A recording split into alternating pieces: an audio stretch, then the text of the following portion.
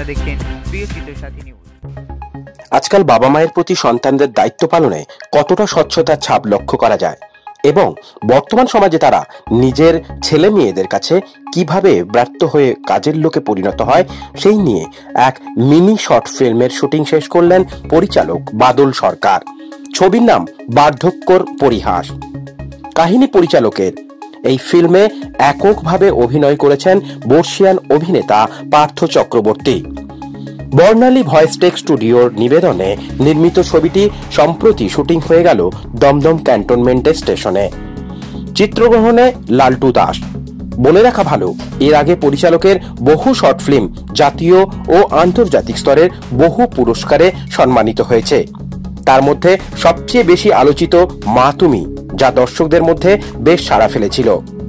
বাদল সরকার বরাবরই সামাজিক প্রেক্ষাপটে ছবি নির্মাণে বিশ্বাসী। এই ছবি বার্ধক্যর পরিহাসও এক সামাজিক বার্তা নিয়ে তিনি দর্শকদের সামনে শীঘ্রই হাজির হবেন বলে জানালেন।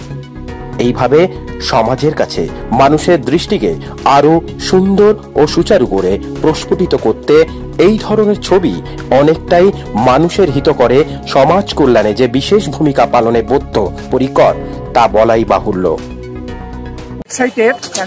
যখন আমি নাটক করতাম তখন একক অভিনয় আমি প্রচুর করেছি স্টেজে এবং সেগুলো খুব সুনামের সাথে আমি করেছি, কিন্তু ফিল্মে একক অভিনয় এইটা আমার কাছে প্রথম অভিজ্ঞতা এবং তার জন্য আমি পরিচালক বাদল সরকারের কাছে অত্যন্ত কৃতজ্ঞ। যিনি আমাকে পছন্দ করেছেন, উনি আমাকে নিয়েছেন এবং এর যে কাহিনী, এর যে মূল ভিত্তি, সেটা মানুষের দৈনন্দিন জীবনের প্রতিচ্ছবি বলে আমি মনে করি এবং সেই দৈনন্দিন জীবনের প্রতিচ্ছবি আশা করি দর্শকদেরও ভালো লাগবে। কেননা প্রত্যেকটা দর্শকই এখন হয়তো নয়, ভবিষ্যতে এইরকম একটা পর্যায়ে পৌঁছবে বা এখন যারা পৌঁছে গেছেন তারাও উপলব্ধি করবেন এই কাহিনী তাদের নিজেদের কাহিনী এবং বাদল সরকার সেই কাহিনীকে চিত্রে। বার্ধক্য তো শরীরে আসে, মনের দিক দিয়ে কতটা বার্ধক্য বা কতটা আপনি ইয়ং এখনো মনে করেন? না, মনে ইয়ং থাকতেই হবে, কেননা আমি বড় হয়েছি, বুড়ো হইনি, এইটা মানতে হবে যে আমি বড় হয়েছি, আমার বয়স বেড়েছে কিন্তু আমি বুড়ো হইনি। আমি এখনো আমার যারা অনেক ছোট তাদের সাথে আমি সমানভাবে মিশি, সমানভাবে কথা বলি, আড্ডা মারি এবং তাদের সাথে হাসাহাসি করি এবং এইটা মানুষের প্রাণ প্রাচুর্য। এই প্রাণ প্রাচুর্যের কথাই বাদল সরকার বলেছেন যে এই প্রাণ প্রাচুর্য যাদের থাকবে তারাই কিন্তু। নমস্কার, আমি বাদল সরকার। আজকে মহরত হয়ে গেল শর্ট ফিল্ম বার্ধক্যর পরিহাস। এই গল্প আমার এবং এর কোনো স্ক্রিপ্ট না করে আমরা ডাইরেক্ট শুটে ঢুকেছি। আজকে শুরু করলাম, সম্পূর্ণ নির্দেশনাও আমার। এই গল্পে অভিনয় করেছেন পার্থ চক্রবর্তী আর এর ডিওপিতে আছেন লালটু দাস। আমি গল্পে দেখাতে চেয়েছি মা বাবা সন্তানের কাছে বর্তমান সমাজে কিভাবে কাজের লোক হয়ে যায়। জানি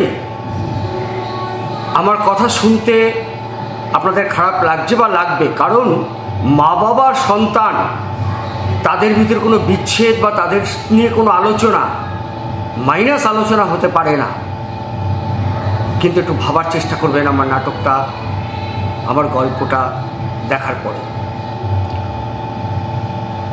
বার্ধক্য জীবনের কি এক কঠিন কঠোর সময়, যে সময় তাদের শুধু সেবার প্রয়োজন হয়, কিন্তু সেই সময় এখন বর্তমান সমাজে মা বাবা মানে সন্তানদেরকে, মা বাবাদেরকে, সন্তানরা দুইজন স্বামী স্ত্রী, তাদেরকে নেমে যেতে হয় কাজে।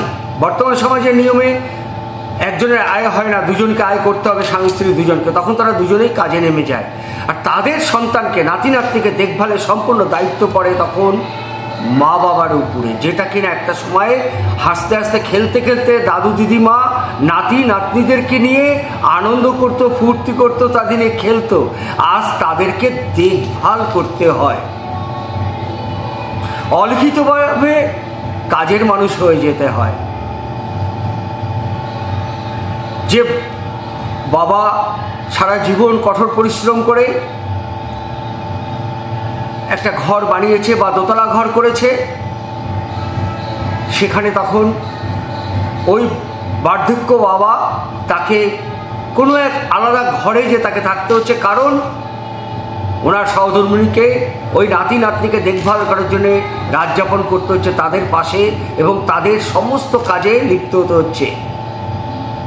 আর ওই রাত যখন কোনো কারণে না, বার্ধক্যে যখন কোনো না কোনো শারীরিক অসুবিধা হয়ে পড়ে ওই একা থাকায়, তখন কি কঠিন সময়,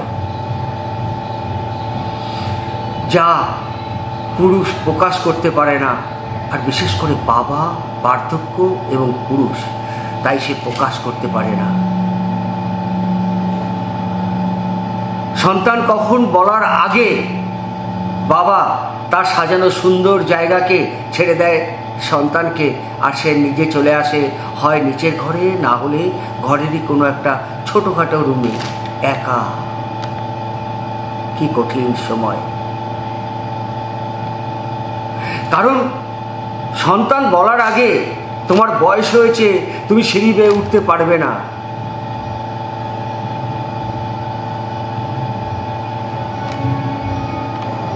অলিখিত, অপ্রকাশিত, যা কারোর বলা ঠিক নয়, সুইট রেগিং বার্ধক্য জীবনে, তারই একটা ছোট্ট ক্লিপস আমি উপমা দিয়েছি।